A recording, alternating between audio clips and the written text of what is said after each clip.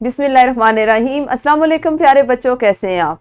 यकीनन बहुत खुश होंगे क्योंकि आप अपने गर्मियों की छुट्टियां अपने घर वालों के साथ, बहन भाइयों के साथ गुजारें।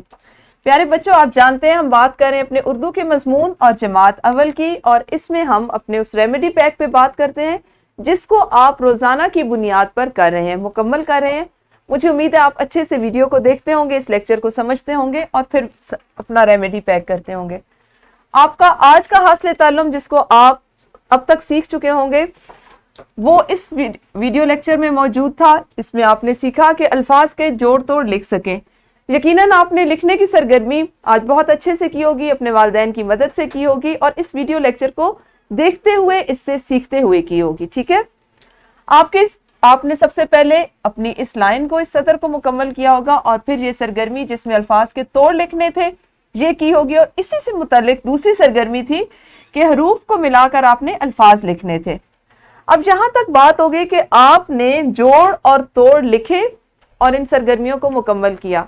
इन सरगर्मियों से आपने फायदा किस तरह से उठाना है?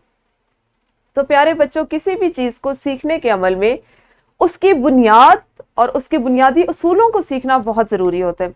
हम उर्दू जुबान के बुनियादी उसूलों को सीखेंगे तो हम उसको अपनी बोलचाल में अच्छी तरह इस्तेमाल कर सकेंगे। हम अपने नुक्ता नज़र को, अपने नज़रिए को, अपने ख्यालात को दूसरों तक अच्छे अंदाज में पहुंचा सकेंगे।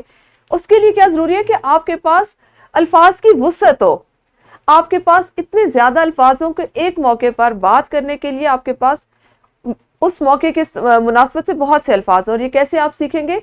अल्फाज को सीखने से। जब आप सीखेंगे किसी लफ्ज़ को तो आप उसको तोड़ेंगे, उसको जोड़ेंगे। जब तक आपको किसी लफ्ज़ के जोड़ और तोड़ नहीं आते, आप दुरुस्त तलफ़ुज़ नहीं जान सकते।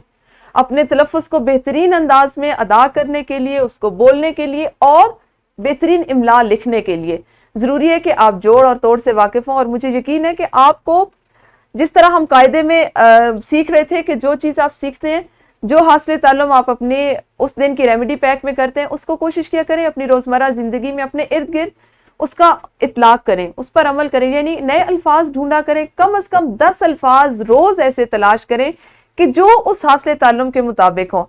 आज आपने क्या करना है, रेमेडी पैक में आपने लिख लिया, अब आपने 10 अल्फाज अपने इर्द गिर्द से ढूंढें और अपने वालिदैन को ज़बानी उसके अरकान बताएं, या अगर आपके वालिदैन आपसे अरकान पूछते हैं तो आप उनके मुकम्मल लफ्ज़ बताएं। हमारा यही मकसद है कि आप इन चीज़ों को अमली ज़िंदगी में इस्तेमाल करें और इनसे फ़ायदा उठाएं। कल हम देखेंगे कि हमने अगला रेमेडी पैक का कौन सा हासिल ताल्लुम है जिस पे बात करनी है, जिस पे आप काम कर चुके होंगे और उससे आपने किस तरह फ़ायदा उठाना है। उस वक्त तक आपने अपना ख्याल रखना है। अल्लाह हाफिज़, शुक्रिया।